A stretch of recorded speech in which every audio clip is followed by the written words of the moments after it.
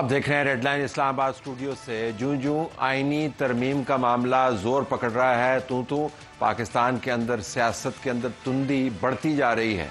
एक तरफ वो कूतें हैं जो कहते हैं कि आईनी तरमीम के ज़रिए हमने मुल्क को मुस्तहकम करना है, दूसरी तरफ वो कूतें हैं जो कहते हैं कि आईनी तरमीम का रास्ता रोक कर हमने निज़ाम को पलटना है। एक तरफ मुआशी इशारे हैं जो बतदरीज आपको बेहतरी की खबर दे रहे हैं, और दूसरी तरफ एहतजाज है जो कहता है कि हमने मईशत को या किसी और मामले को सामने नहीं रखना, हमने इमरान खान को रिहा करवाने के लिए हर किस्म का हथकंडा इस्तेमाल करना है।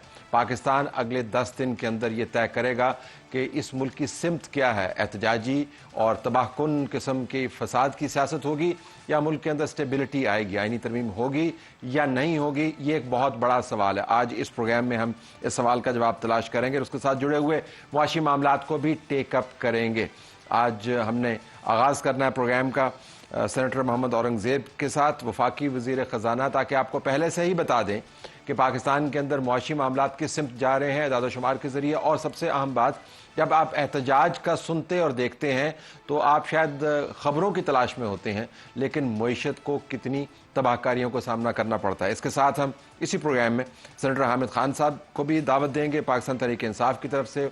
वो रिप्रेजेंट करेंगे कि एहतजाज की सियासत वो किस तरफ लेके जा रहे हैं।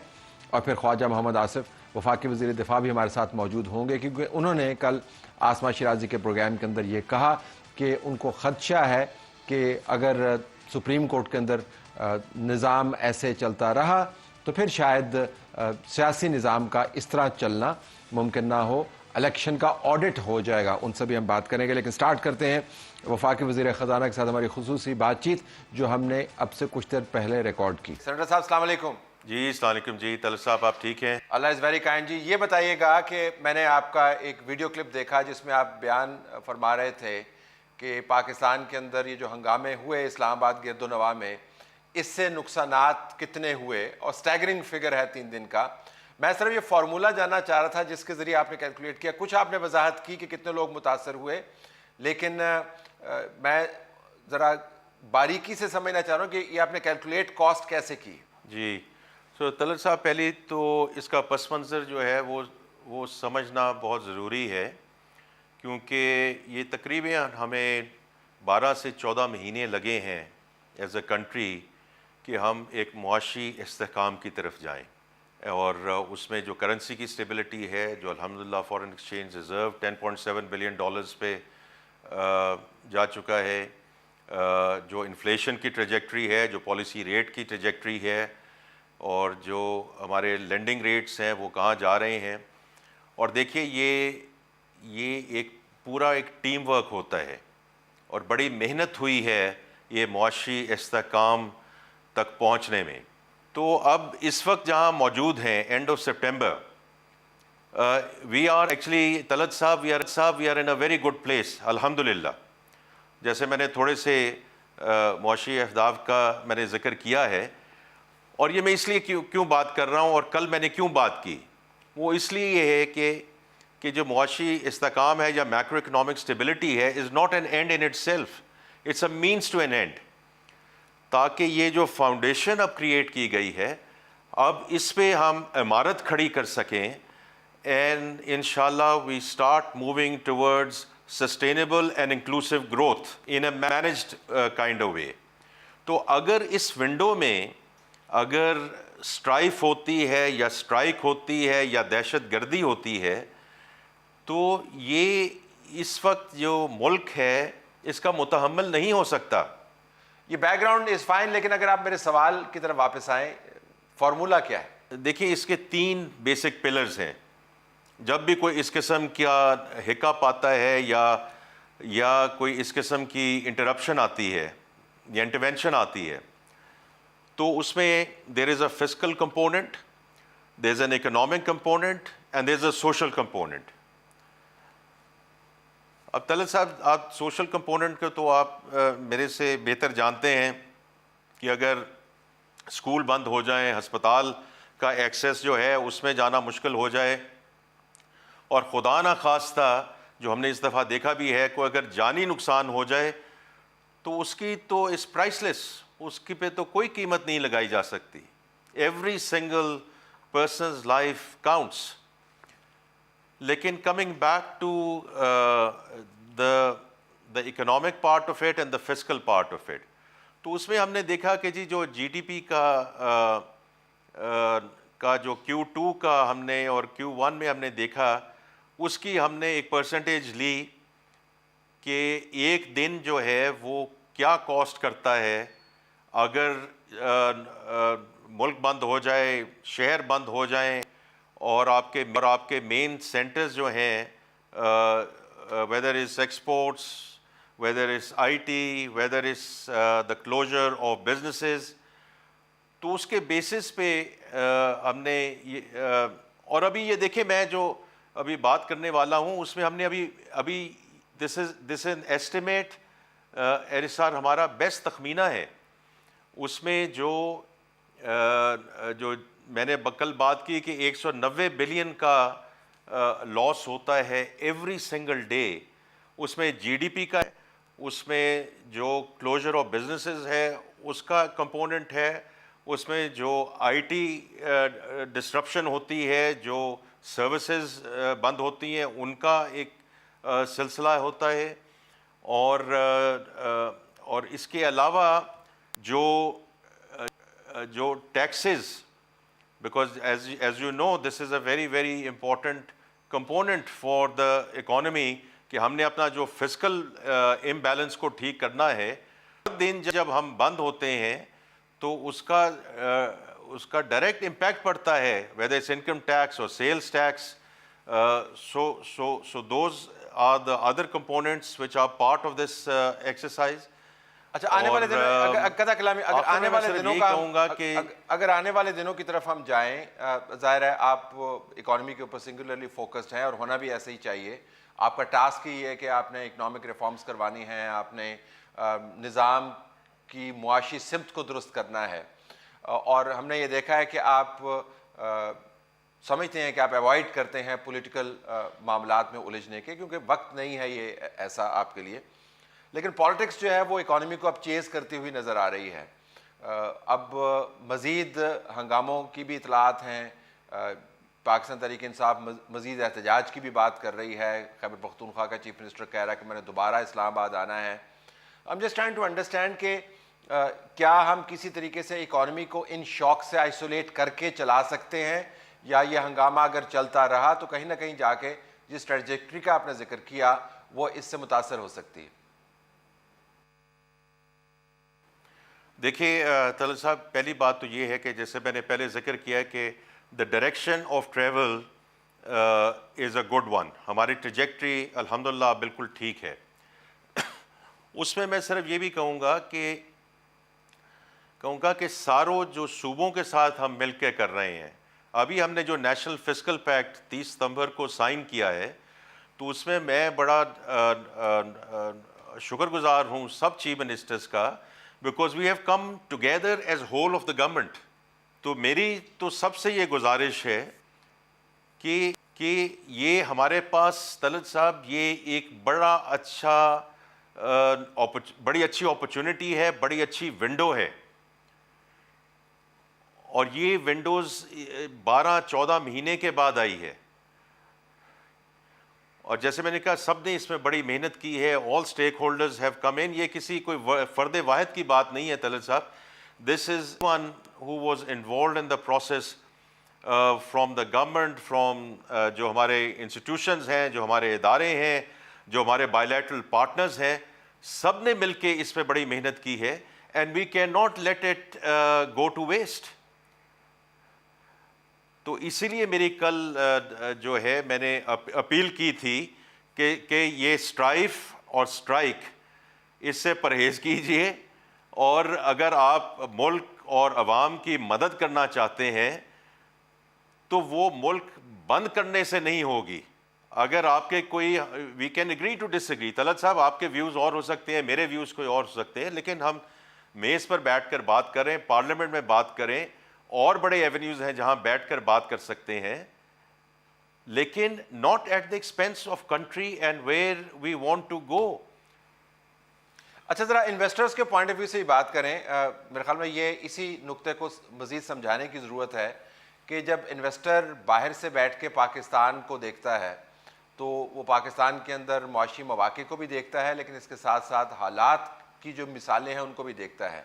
जब दारुल खिलाफा के ऊपर कंटेनर लगे होते हैं, जब जत्थे जो हैं वो आ रहे होते हैं, जब आग के इमेजेस सोशल मीडिया पर फैल रहे होते हैं, तो मैं ज़रा आपके तरफ से जानना चाहूँगा, जो इन्वेस्टर है वो डज इट बिकम जिटरी, या आपके ख्याल में वक्ती तौर पर उनके मसाइल होते हैं, फिर उनको एड्रेस करना पड़ता है, तो बाहर से पाकिस्तान का इमेज क्या बनता है जब ये तस्वीरें तवातर के साथ हर वीकेंड के ऊपर नज़र आती हैं पाकिस्तान से आती हुई? आई थिंक आपका बहुत दुरुस्त सवाल है, इन अ वेरी टाइमली क्वेश्चन। जिस तरह मैंने अभी पहले जिक्र किया तलत साहब कि हमें टैक्स टू GDP 13.5% की तरफ लेके जाना है, we have been very clear about that. इसी तरह जो हमारा इन्वेस्टमेंट की इस वक्त रेशो है compare to GDP, we have to take it towards 15%। आपने फॉरेन इन्वेस्टर्स की बात की है और उसमें मैं आता हूँ, but also including the local investors. We value our local investors, क्योंकि whether it's their investment here in the industry, whether they are going to be part of the privatization program. लेकिन let's come back to the point that you have just made, क्योंकि तलत साहब कल से पिछले 24 घंटे में जो मैं होस्ट कर चुका हूँ, एक तो बार्कलेस बैंक के वसातत से जो इंस्टीट्यूशनल इन्वेस्टर्स आए हुए थे, कल उनके साथ बड़ी मुफस्सल गुफ्तगू हुई। आज सुबह एशियन डेवलपमेंट बैंक का डेलीगेशन था और ये तलत साहब उनके सारे एग्जीक्यूटिव डायरेक्टर्स हैं, तो आप ये समझ लीजिए उनका बोर्ड है। So whether is our institutional investor और our multilateral partners,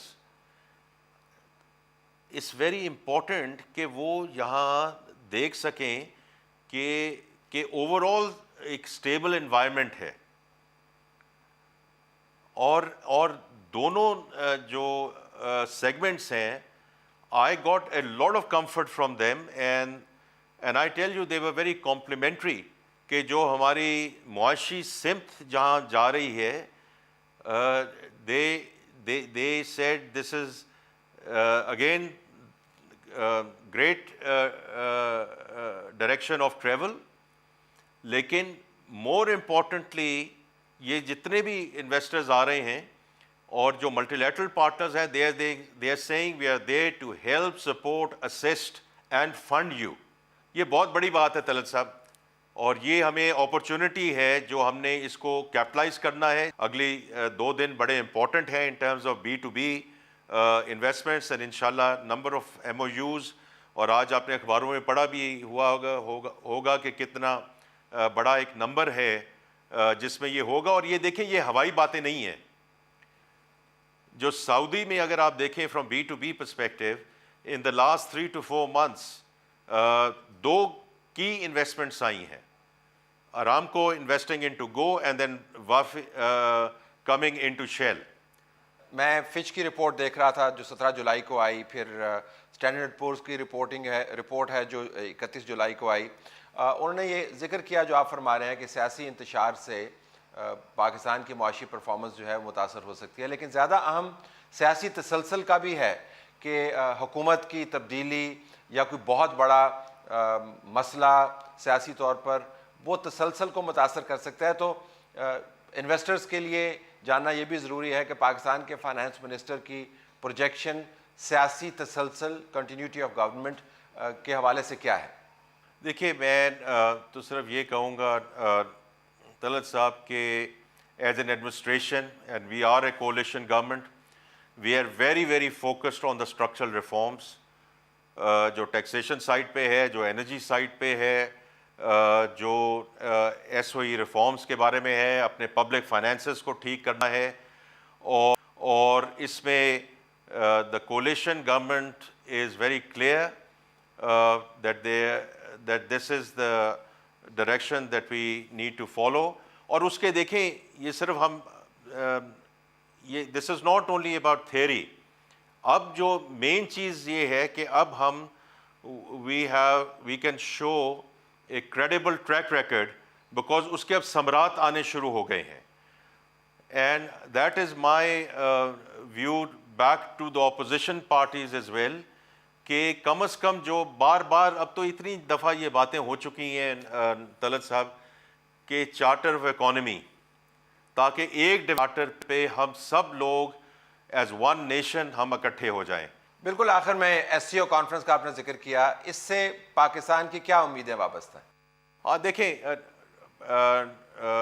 Pakistan has been member of the SCO organization for the longest time. The very fact that we are now hosting it, we have heads of states who are coming in. On the sidelines of that, there will be a lot of discussions. तो मैं तो सिर्फ इस बात पे बात करूंगा कि the moment they arrive, and inshallah by the time they leave this country, they will be even more sure that Pakistan is an investment destination, and as a country, inshallah, we are going to get into a very good place on the economic front. Senator साहब, बहुत शुक्रिया, आपने अपना कीमती वक्त हमें अनायत किया। नाजरीन, आप सुन रहे थे वफाकी वज़ीर ख़ज़ाना सेनेटर मोहम्मद औरंगज़ेब से हमारी बातचीत। आइए नाज़रीन, अब बात करते हैं सेनेटर हामिद खान साहब से, पाकिस्तान तहरीक इंसाफ के सीनियर लीडर्स। सेनेटर साहब, बहुत शुक्रिया, आपने प्रोग्राम में हमें ज्वाइन किया। अभी मैं फाइनेंस मिनिस्टर से बात कर रहा था तो उन्होंने बताया कि एहतजाज की कॉस्ट क्या है। हम नंबर्स में नहीं जाते हैं, लेकिन वो ज़ाहिर है कह रहे थे कि एहतजाज अगर आप टेबल पर बैठ के कर लें तो ज़्यादा बेहतर है। I am just trying to understand कि अब आइनी तरमीम के हवाले से क्या इम्कान है कि किसी जगह पर कोई टेबल लगे और अपने तमाम नुक्ताए नज़र जो है वहाँ पे रखें और डिबेट करें? ये आपके ख्याल में ये नॉन निगोशिएबल, ये टेबल पर तय नहीं होने वाला? देखिए, टेबल पर ये आखिरकार होता है, लेकिन इस किस्म का आईनी तरमीम पैकेज मैंने कहीं नहीं देखा, दुनिया की तारीख में नहीं हुआ कि रात के अंधेरे में लाया जाए और जो लाने वाले हैं उनको ना पता हो क्या है। यानी उस दिन हम तकरीबन सेनेट में कोई 10-11 बजे तक फंसे हुए। भाई, आईनी पैकेज है, ये वो चीज़ें होती हैं जो कि पब्लिक कर दी जाती हैं महीनों पहले। और हमारा भी एक ट्रेडिशन है, मतलब ये 1972 से अप्रैल 73 ये सारी प्रोसेस चला था आइन बनाने का, जिसका मैं क्रेडिट देता हूँ भुट्टो साहब को कि उनके पास 2/3 अक्सरियत थी। चाहते तो वो भी बुलडोज कर सकते थे, लेकिन उन्होंने नहीं किया। उन्हें हर बड़ी छोटी पार्टी को शामिल किया, अपोजिशन पार्टीज़ को भी शामिल किया। उसमें उस वक्त वली खान मेन अपोजिशन लीडर थे, उसके अलावा मुफ्ती महमूद, हम सबको शामिल करके एक मसौदे पर फाइनली एग्री किया। चलिए, वो तो ओरिजिनल आइन है। इवन 2010 वाला जो 18वीं तरमीम है, वो दूसरा मेन क्रेडिट मैं कहता हूँ, इन बिटवीन वो मार्शल लगते रहे या वो, उसमें भी तकरीबन 6 माह एक 27 रुकनी कमेटी बनाई गई थी, जिसकी सरबराही रज़ा रब्बानी ने की थी। और उसमें सारी पार्टी शामिल थी, बड़ी छोटी, और उसमें बड़े अच्छे पुराने उसमें पार्लियामेंटेरियंस भी थे, वकला भी थे, जिसमें एस.एम. ज़फ़र साहब थे और थे। तो उस अल्टीमेटली कंसेंसस हो गया, तो फिर वो तरमीम पास की गई। तो ये अगर पैकेज जो होता है, उसके लिए तो ज़रूरी होता कि ना सिर्फ ये कि पार्लियामेंट के अंदर डिस्कशंस हों, बल्कि ये पब्लिक किया जाए, उसमें बार एसोसिएशंस, बार काउंसिल से भी राय ली जाए, और उसके अलावा जो और हमारे यहाँ स्टेक होल्डर्स हैं, जिसमें अवाम सबसे बड़ा स्टेक होल्डर है, उनसे भी राय ली जाए, उनकी भी सिविल तंजीमों से ली जाए। तो ये कैसा पैकेज है जिसकी रात पर इल्म किसी को तो नहीं। आपको प्रोसेस पर फिर एतराज़ हुआ? अगर मफरूज़े पर मबनी सवाल अच्छे सवाल नहीं होते, क्योंकि आप you can easily knock it out कि यार ये तो मफरूज़े पर मबनी है, लेकिन चलें बहस को चलाने के लिए हम कर लेते हैं। वो ये कि अगर ये प्रोसेस शुरू हुआ होता और उसका जो मरकज़ है वो एक फेडरल कॉन्स्टिट्यूशनल कोर्ट होता और उसको ओपन कर देते, उसको डिबेट कर लेते, जिस तरह आप फरमा रहे हैं, तो उस वक्त के प्रोसेस के बाद ये तजवीज़ आपकी जमात को काबिल कबूल होती, कॉन्स्टिट्यूशनल कोर्ट किसी भी फॉर्म में, एक सेपरेट कॉन्स्टिट्यूशनल कोर्ट, या नहीं? वो किसी तौर हमें कबूल नहीं होनी। लिहाजा प्रोसेस का तो मसला नहीं है, फिर सब्सटेंस का मसला। वो जो चीज़ है ना, ये एब्सोल्यूट्स में है। एब्सोल्यूट कोई जो बेसिक स्ट्रक्चर होता है कॉन्स्टिट्यूशन का, वो एब्सोल्यूट होता है, या बेसिक फीचर्स हम उसको कहते हैं। उसमें इंडिपेंडेंस ऑफ जुडिशरी, उसमें सेपरेशन ऑफ पावर्स, ये 2 चीज़ें नेगोशिएट हो नहीं सकती। वो किसी पार्लियामेंट पर इख्तियार नहीं है। ये तो बहुत कंट्रोवर्शियल पार्लियामेंट है, किसी भी पार्लियामेंट को किसी तौर पर भी कबूल नहीं। दूसरी बात यह है कि जो लोग कॉन्स्टिट्यूशनल कोर्ट की बात कर रहे हैं वो गालबन इस निज़ाम से ही नहीं उनको कि कहाँ होती हैं सेपरेट कॉन्स्टिट्यूशनल कोर्ट, वरना सुप्रीम कोर्ट ही हाईएस्ट फेडरल कॉन्स्टिट्यूशनल कोर्ट है।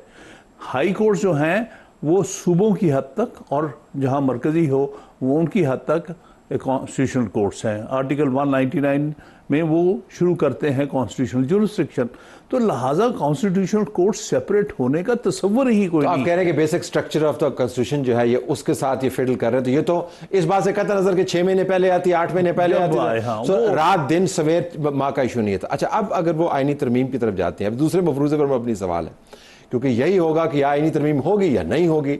अगर नहीं होगी तो फिर 25 को ट्रांजिशन हो जाएगी और जो सीनियर यूनियन जज हैं वो चीफ जस्टिस बन जाएंगे और ये कोर्ट ऐसे ही काम करती रहेगी और इस जज साहबान के जो उनकी तशरीह है आइन की शिकों की वो भी हमारे सामने मौजूद है।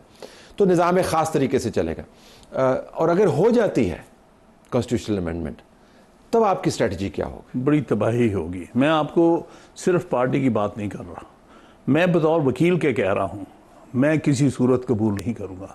मैं जान देना पसंद करूँगा इस किस्म की जो पैरेलल अदालत या सुप्रीम कोर्ट के ऊपर कोई अदालत कॉन्स्टिट्यूशनल अमेंडमेंट के बावजूद फिर आप क्या करें? बावजूद भाई हम हर चीज़ कर गुजरेंगे। मैं अपनी तरफ से कहता हूँ कि हमें लड़ना मरना पड़ जाए वकीलों को, हम लड़ मरेंगे इसके ऊपर। ये चीज़ नहीं कबूल करनी हमने किसी सूरत करनी। ये वो डिज़ास्टर है जिसका अभी तक सोच नहीं सकते। आप देखिए कभी किसी जगह पैरेलल कोर्ट निज़ाम आया है कि आप कभी इधर से चाहें फिर उधर चले जाएं? ये नहीं हो सकता। लेकिन सुप्रीम कोर्ट के अंदर जहाँ पे आप खुद और हमारी आपकी पिछले ज़माने में दूसरे मामलात के ऊपर भी बात होती रही, तो वो अंसर भी तो है कि आईनी शिकों को आप सियासी मामलात को तय करने के लिए इस्तेमाल करते, तो उसका भी तो कुछ तदारक होना चाहिए कि नहीं? वो होना चाहिए, उसमें कोई इनका नहीं। मैं सबसे ज़्यादा क्रिटिकल हूँ इस सब्जेक्ट पे, सिर्फ मेरी किताब एग्जिस्ट करती है ना। सारे दौर के बारे में मैंने लिखा है, यहाँ भी गलत यहाँ भी। इसका मतलब नहीं कि अगर घर में कोई बुराई है तो घर की इमारत ढा दी जाए, ये गलत होगा।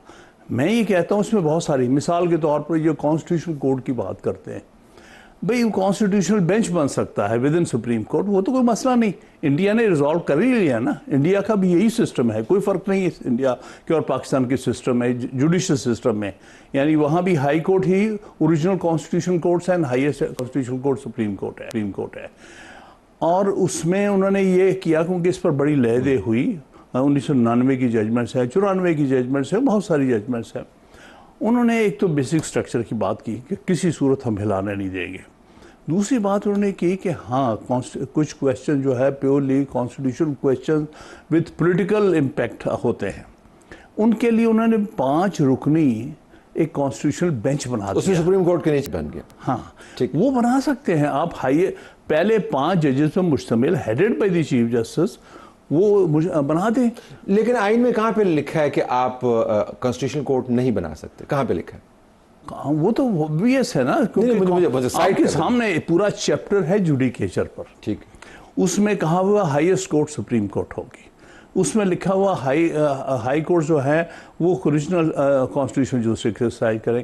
इसका मतलब है कि ऑलरेडी एक स्ट्रक्चर आपने कॉन्स्टिट्यूशनल जुरिस्डिक्शन, ये तो नहीं लिखा हुआ कि आप कॉन्स्टिट्यूशनल कोर्ट नहीं बना सकते। नहीं, कॉन्स्टिट्यूशनल कोर्ट ही है ये what are supreme court is not a constitutional court. लेकिन कॉन्स्टिट्यूशन ऑफ पाकिस्तान लेटर में, आप स्पिरिट के लेटर में कहीं पे बार तो नहीं करता ना? नहीं, बिल्कुल बार करता है कि पार्लियामान ऐसी अमेंडमेंट पास नहीं कर सकती? नहीं कर सकती, बिल्कुल नहीं कर सकती। मैं वो समझूंगा कि बेसिक स्ट्रक्चर फैला रहे हैं आप कॉन्स्टिट्यूशन को दफन कर रहे हैं, ये उसके बराबर में समझ। तो अच्छा, अगेन मफरूज़े को आगे लेके चलते हैं। तो आपने कहा कि हर हाल में रेजिस्टेंस होगी, कुछ भी हम कर गुजरेंगे, जान दे देंगे और हम करने नहीं देंगे। हाँ। लेकिन सपोज करिए हो गया तो फिर वही मसला। तो अब आप रिवर्ट कैसे करेंगे कॉन्स्टिट्यूशनल अमेंडमेंट? 2 साल वकीलों ने जो कुछ जद्दोजहद की थी 2007 से 2009 तक, वो एक दफा फिर रिपीट होगी। लेकिन आपके बार तो डिवाइडेड है। मैं सुप्रीम कोर्ट मैं सुप्रीम कोर्ट के बार के प्रेसिडेंट से बात करता हूँ, he doesn't have a problem.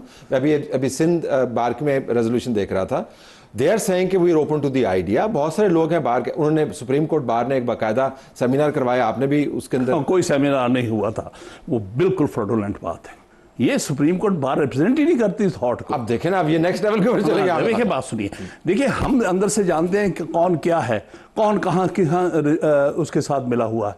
ये तो बात हम आ जाएगी। मैं कहता हूँ ये करके देखें, ये अगर कभी खड़े हो जाए वकीलों के सामने, ये इस वक्त अपने सौदे वादे कर रहे हैं क्योंकि लास्ट चीज़ है सदर के लिए कि मैं इससे क्या फ़ायदे उठा सकता हूँ। ये तो दुख की बात है हमारे लिए, अफसोसनाक बात है कि लोग अपने असूलों को छोड़कर मफादात की सियासत करना शुरू कर दे वकीलों के अंदर। उस वक्त भी बात डिवाइडेड थी। आपने क्या आपके ख्याल से ऐसे लोग नहीं थे जो उसका साथ दे रहे थे? इस मुशर्रफ का देने वाले लोग मौजूद थे, लेकिन जब एक चीज़ चलती है तो रुक नहीं सकती। तो इसलिए अगर ये डिज़ास्टर करेंगे, 1 2 3 साल फिर हमारी तारीख के ज़ाया होंगे। ये अगर अभी से अकल कर लें, इसको with in this system reform कर लें, वो हो सकता है। लेकिन अगर आप सिस्टम को डिस्ट्रॉय करने की कोशिश करेंगे, this is destruction to my mind. देखिए सारे दुनिया के हमने कॉन्स्टिट्यूशन एग्जामिन किए हुए हैं। सेपरेट कॉन्स्टिट्यूशन कोर्ट सिर्फ वहाँ बंद जहाँ पर यूनिफाइड इंटीग्रेटेड कोर्ट सिस्टम नहीं होता। Pakistan, India, common law country सब में इंटीग्रेटेड सिस्टम है, एक ही पिरामिड होता है, सेपरेट पिरामिड्स नहीं होते। लेकिन ये सिविल लॉ और ये जिनको हम कहते हैं कॉन्टिनेंटल लॉ कंट्रीज़, वहाँ पर ये सिस्टम नहीं है। वहाँ पर प्रेसिडेंट को इम्पोर्टेंस नहीं है जो कि कॉमन लॉ कंट्रीज़ में है। इसलिए वहाँ पैरेलल स्ट्रक्चर है, ये सिविल का, ये क्रिमिनल का, ये इसका, ये एडमिनिस्ट्रेटिव का, लेबर का वगैरह 6 सिस्टम साथ साथ चलते। वहाँ पर चूंकि कोई ऐसी कॉन्स्टिट्यूशनल कोर्ट ऐसा सच नहीं होती, तो वहाँ एक बनाई जाती है इलेक्टेड कॉन्स्टिट्यूशन। इस निज़ाम के अंदर गुंजाइश नहीं है, वो और सिस्टम है। बट टुवर्ड्स द एंड अगर मैं आपसे पूछ पाऊँ, नए चीफ जस्टिस 25 तारीख को आ रहे हैं, आने चाहिए ना, आने चाहिए। हुकूमत ने तो कभी नहीं कहा कि नहीं आ रहे, तो आने चाहिए। उसकी वजह क्या, अभी तक क्यों नहीं नोटिफाई क्यों नहीं किया? अब ये आप देखें ना, अब आपकी ख्वाहिश वहाँ से नजर आता है ना, मुख्तलिफ यही हुकूमत 3 महीने पहले नोटिफाई कर रही पिछला चीफ जस्टिस, यहाँ 15 दिन पहले नहीं हो अभी तक। चले वो भी आपके बात दुरुस्त है, लेकिन इसके अंदर आपको प्रोसीजरल प्रॉब्लम तो नहीं आप देख रहे ना कि 25 से पहले अगर ना हुआ तो कोई वायलेशन तो नहीं है किसी चीज़ की? नहीं, बात यह है कि जो कुछ हो रहा है उसके पस मंजर, उसके फंसे महा, अगर ये बात ना होती, अगर अमेंडमेंट की बात ना होती तो हमें क्लियर था कि आर्टिकल 175A से बाहर तो आप लेकर नहीं सकते। ठीक है, तो वो तो उसने होना ही होना, जो नेक्स्ट सीजन मोस्ट आदमी है ये नहीं रियलाइज कर रहे हैं कि आप अगर बाहर के इशारों से जुडिशल सिस्टम को ख़राब करेंगे, इसलिए कि आपको ख़तरा है कि उसमें इंडिपेंडेंट जजेस ना हो, कि इंडिपेंडेंट व्यू ना ले जाएं किसी चीज़ का, तो इसके लिए आप उसका नुकसान बहुत बड़ा पहुंचा। बिल्कुल। आखिर में ख्वाजा आसिफ जो डिफेंस मिनिस्टर ने कल एक प्रोग्राम में उन्होंने जिक्र किया कि अगर नए चीफ जस्टिस आते हैं तो फिर उनके ख्याल के मुताबिक इलेक्शन का ऑडिट होगा। यानी मुराद इससे ये है कि ये इलेक्शन 2024, जिसके बारे में तफसीली जजमेंट जज साहबान की उन्होंने लिखा है पेज 61 के ऊपर कि वो इलेक्शन की सेहत से इतफाक़ नहीं करते। आप समझते हैं कि इलेक्शन के नताइज को भी रिव्यू किया जा सकता है नए चीफ जस्टिस के आने के बाद? नहीं, वो एक या आपको पिटिशन इस तरह की लेके जाएंगे आप? इस तरह हमारी पेंडिंग है, ये तकरीबन ये फरवरी की, मैं खुद उसमें काउंसिल हूँ और इमरान खान पटिशनर है, ये पेंडिंग है सिंस अर्ली मार्च और लेट फरवरी पेंडिंग है। उसमें हमने कहा ऑडिट कराया जाए, ये कुछ है, उसमें कम से कम जुडिशल इंक्वायरी हो। ठीक, एक चीज़ तो वो पेंडिंग। इनको खौफ किस बात का है? क्यों ये अदलिये के निज़ाम को डिमोलिश करना चाहते हैं? इसलिए जैसे इनकी बात, अब उन्होंने किसी ने कहा, इनसे पूछा, मुझे खुदा मालूम के वो जो कहने वाला है, तो उन्होंने पूछा मौसूफ से कि भाई उन्होंने अगर उनकी जो रिजर्व सीट्स दे दी हैं उस प्रपोजन में जिसमें आप एक्नॉलेज करते हैं कि वो सीटें आपकी नहीं है, तो किसमें क्या हो गया, हुकूमत तो आपकी फिर भी कंटिन्यू करेगी। तो इन्होंने कहा नहीं भाई, इसके बाद ये ट्राइब्यूनल्स काम करेंगे और फिर ट्राइब्यूनल्स बहुत सारे केसेस में जो हारे हुए को जिता देंगे, जीते को हरा देंगे अगर ठीक ऑडिट हो गया। तो इसलिए इनको पता है इनकी अपनी सीटें हिल रही हैं, कोई 27,000 से हारा हुआ, कोई 20,000 से, कोई 50,000 से। ये सारी चीज़ें, उस सारी चीज़ को रोकने के लिए ये आइन को तबाह करने पर बैठ तो जिसके आप मुकम्मल तौर पर मुखालिफ हैं। आपका बहुत शुक्रिया नाज़रीन, आप सेनेटर अहमद खान साहब की बात सुन रहे थे। Stay tuned.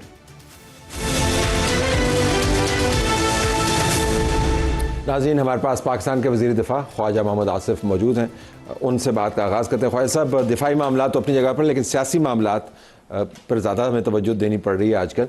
आपने कल आसमा शिराजी के प्रोग्राम में कहा कि इम्कान को रद्द नहीं किया कि इलेक्शन का ऑडिट हो सकता है। मैं ज़रा ये जानना चाहूँगा, या उसके ज़रिए तसलसल ख़त्म हो सकता है इस निज़ाम का, वो क्या स्टेटमेंट, उसका कॉन्टेक्स्ट क्या है? कॉन्टेक्स्ट स्टेटमेंट का जो है ना, आज से अगर आपको याद हो कि जब जो है जो क्राइसिस थी अरूज पे पहुंची, मुझे अब एग्जैक्टली टाइम फ्रेम मेरे जहन में नहीं है, तो जब ये फैसला आया 8-5 का था फैसला, या जो 8 जज साहबान का जो मेजॉरिटी डिसीजन आया, मेजॉरिटी डिसीजन जो है, ये तब की बात है। तो उसमें ये चीज़ जो है पीटीआई वालों ने बड़ी बरमला कही कि ये दे पोर्ट्रेड दिस थिंग और this decision as their victory. अच्छा, वो आप अगर उसकी बात कर रहे हैं जो 70 पेज का मुफस्सल डिसीजन है, उसकी बात आप कर रहे हैं? नहीं, उस वक्त उससे पहले मैं उससे पहले की बात, ठीक है जब शॉर्ट ऑर्डर आया कि 8-5 के ऊपर, ठीक है, जो है ना वो उन्होंने फैसला दिया। जब हमने कहा कि जी जो लोग वहाँ नहीं भी थे उनको भी रिलीफ दी, सुन्नी इत्तेहाद काउंसिल को उन्होंने फारिग कर दिया, पीटीआई को पार्लिमानी जमात में और इलेक्शन कमीशन को हिदायत कर दी। वो उस फैसले की जो हैयत है या उस फैसले की जो स्ट्रक्चरिंग है, मैंने उसको मद्देनजर रख के उस वक्त भी कहा था कि this is leading to something much more sinister. ठीक है, तो मैं उस कॉन्टेक्स्ट में मैंने कल भी कहा कि ये पॉसिबिलिटी जो है ना ये मौजूद है, और ये पीटीआई बड़ी बरमला उस वक्त भी कहा, उस वक्त पब्लिकली उन्होंने कहा, लेकिन अब भी वो ये कॉन्फिडेंस का इजहार करते हैं कि ये 25 गुजरने दे, तो उसके बाद जड़ा है बैजा हो जानी। अच्छा, बैजा जो है, अब तो जो मुफस्सल फैसला आया 8 जज साहबान का, उसके पेज 61 पे बैजा का जो कॉन्टेक्स्ट है मजीद उसकी वजाहत कर दी। हम नाज़रीन की सहूलत के लिए पढ़ देते हैं इसको।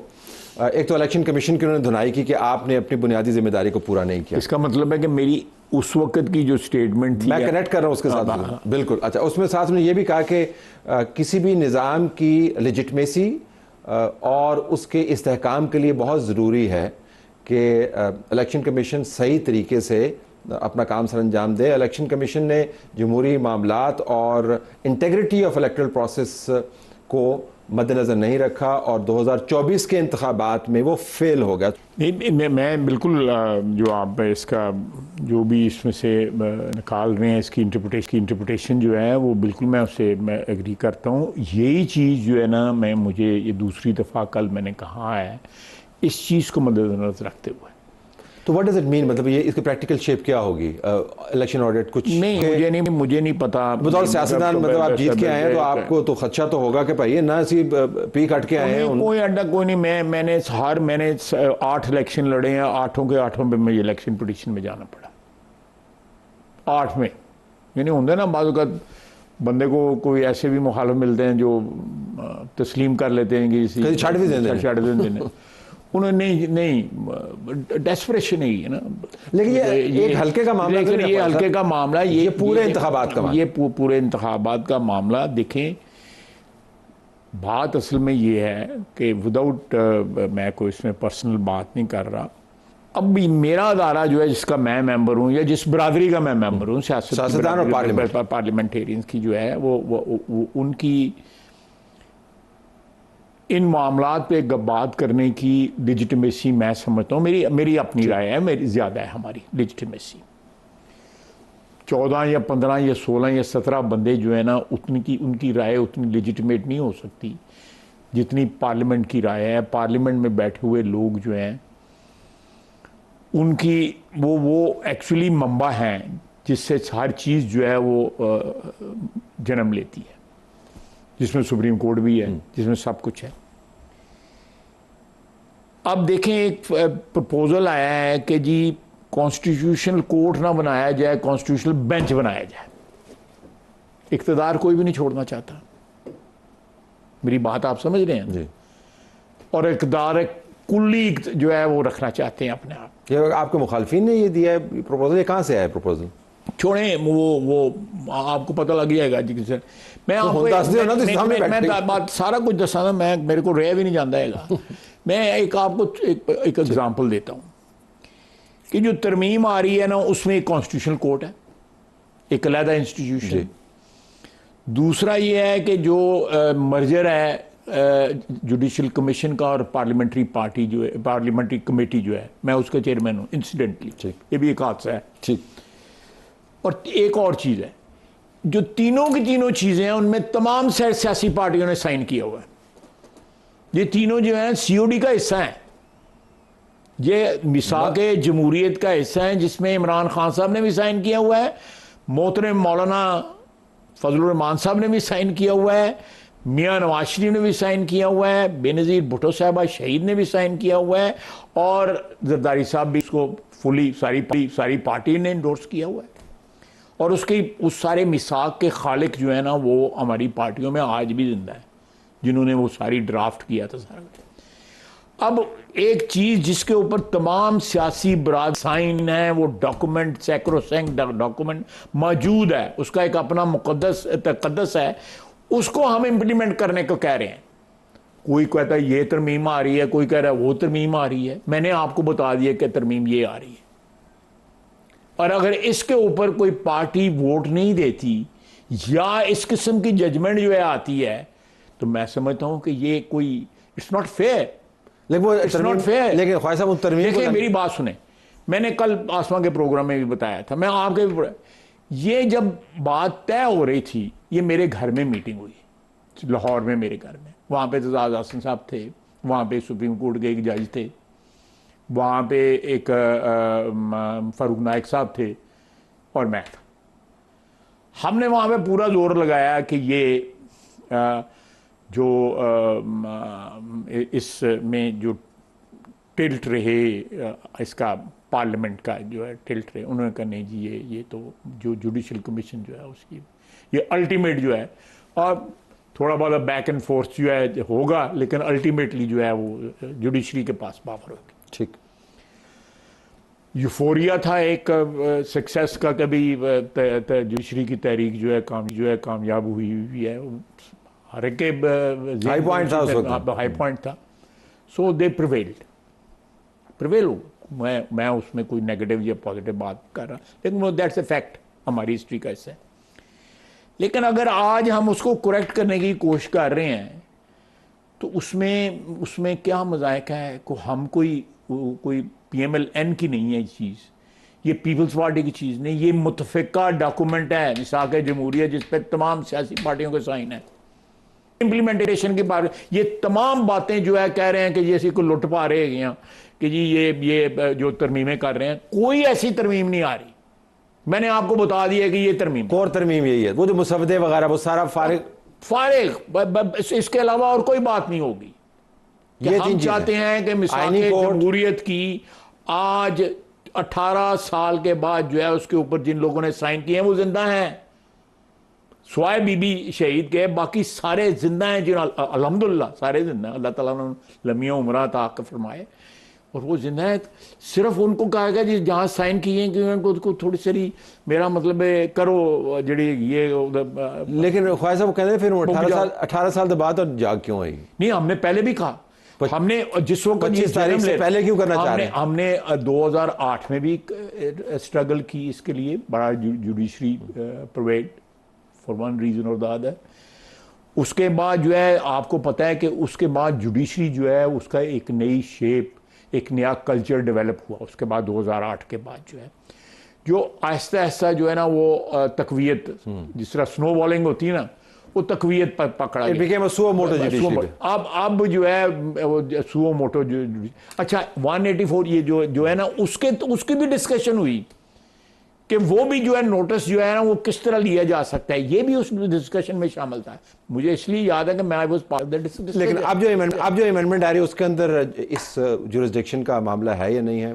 मैं आत्मी कमेंट इस पे नहीं दे सकता, लेकिन मेरा जो कोर है वो यही है, लेकिन कोर यही है। लेकिन मैं अपनी पर्सनल राय जरूर दे सकता हूं कि उसकी भी कोई कर्टेलमेंट होनी चाहिए। ये नहीं कि टेलीग्राम आइएगी ये तो तुसी होते तुसी तानू किधर राती सुते पे तो तुम सवेरे उठ के 184.3 लाता है। अच्छा जी, इस पे वापस है तो फिर आपको इसके लिए नंबर चाहिए होंगे ना, उसी पार्लियामेंट के आएंगे उसके लिए नंबर चाहिए होंगे। बिल्कुल। और अगर आपके पास नंबर नहीं होते, मफरूजे पर मबनी है, लेकिन यही ऑप्शन होगी ना, या होंगे नंबर या नहीं होंगे। बिल्कुल सही, देयर इज नो एग्जैक्टली दरमियाना रास्ता है नहीं। तो एस्यूम कि आपके पास नंबर नहीं होते, पहले इसको टैकल कर लेते हैं, तो फिर तो ये आईनी COD जो है वो इम्प्लीमेंट नहीं हो सकता। चलिए COD की इम्प्लीमेंटेशन की, तो फिर तो ऑडिट लाजमी होगा इलेक्शन का। I don't know. देखें, इस मुल्क में जो है आप बिफोर हैंड को हतमी बात नहीं कर सकते। यहाँ पे सियासी माहौल भी, मौसम भी बदलते रहते हैं, जुडिशरी का माहौल और मौसम भी बदलते रहते हैं। इन दो के मुतालिक तो मैं कब कह सकता हूँ नहीं। मैं वैसे इसको इंस्टीट्यूशंस की बात हो रही है ना, तो उस नाते में बात तो इलेक्शन जो इस है मुल्क में यही मैटर करती है, या ब्यूरोक्रेसी है, या ब्यूरोक्रेसी मैटर जिसको हम कहते हैं परमानेंट स्टेट जो है पाकिस्तान के, वो ये निज़ाम चलता रहता है। लेकिन आपको फिर ज़ाहिर खदशा तो है कि अगर ये तरमीम ना आए, हम जो है किसी चीज़ को रूल आउट नहीं करेंगे, ठीक, क्योंकि कोई हतमी चीज़ जो है सियासत में जब तक हो ना जाए, ट्रांजैक्शन जो है कंक्लूड ना हो जाए, आप उसको करेंगे। अगर कोई हतमी दावा करेंगे और बाद में ना होए हो तो फिर मुझे आखिरी तरमीम के ऊपर आपका कमेंट किया, एग ऑन योर फेस कहते हैं ना। मैं पिछली तरमीम में मुझे आपका कमेंट भी याद है, आप चल के आ रहे थे, फिर गाड़ी के अंदर बैठ रहे थे, फिर उसके बाद आपने तरमीम के पास आपने कहा। तो इस मरतबा मूड क्या है? आपको लगता है कि आपको वही वॉक दोबारा तो नहीं करनी पड़ेगी कि जी नहीं हो रहा है, मेरे ख्याल से नंबर नहीं है? नहीं, मैं को इस वक्त कमेंट नहीं करना चाहता। मे बी मैं चलिए इंडिकेशन बता दें। Are you more hopeful now than you were previously या नहीं? I think our act is more organized this time than the last time. ठीक। अगर उस वक्त our act was perhaps there were some homework was still to be done.